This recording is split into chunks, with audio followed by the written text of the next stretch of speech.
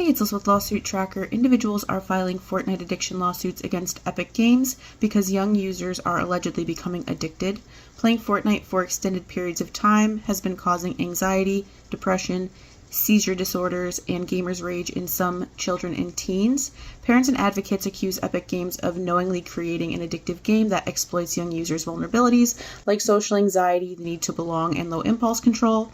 Parents are filing individual lawsuits in state courts to recover compensation for their children's injuries. So the common factor in all of these lawsuits, because it's not just Fortnite, there's also some against Call of Duty, Minecraft. We have a full list on our website, lawsuittracker.org. But the main factor is the lack of warning of the risks and the accusation that these gaming manufacturers are knowingly marketing and trying to harm children for profit. But it isn't just individual lawsuits that's kind of going on in civil court.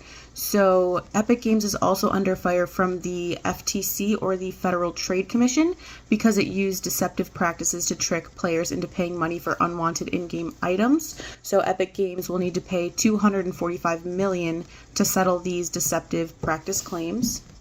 And then an example of a individual civil court case, a mother in California has sued Epic Games on behalf of her 12-year-old child who has become addicted to Fortnite. She began playing Fortnite when she was 6, and it's become an uncontrollable obsession according to the lawsuit that affects her social, academic, and family life. Jennifer believes that the Fortnite developer Epic Games is to blame for creating an addictive game that preys on children's vulnerabilities. Like I said, that's the common thread. And she also believes that Epic Games should have warned her about the risks of her child playing Fortnite.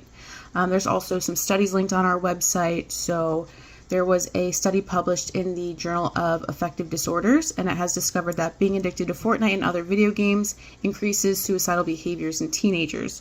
So the study, which included over 95,000 teenagers in China, found that having a gaming disorder drove up the teens' likelihood of suicidality by about 95%, and having an addiction to Fortnite and other video games also came with a 56% chance of the teens' suicidal behaviors persisting for at least a year, and a 75% chance of the behaviors worsening.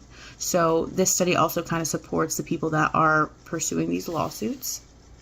Not every single person is eligible for these types of lawsuits. Typically, it's focusing on minors, and then you'd have to show proof of an injury of sorts. So you'd have to have medical records of depression, anxiety, an attempt at taking your own life, or if this is for, your child, something documented, because that's what lawyers are going to use in court to prove injury. So some people will call in and say, well, I know my child's acting different, or I know my child is depressed because of this, or it's, due to the game.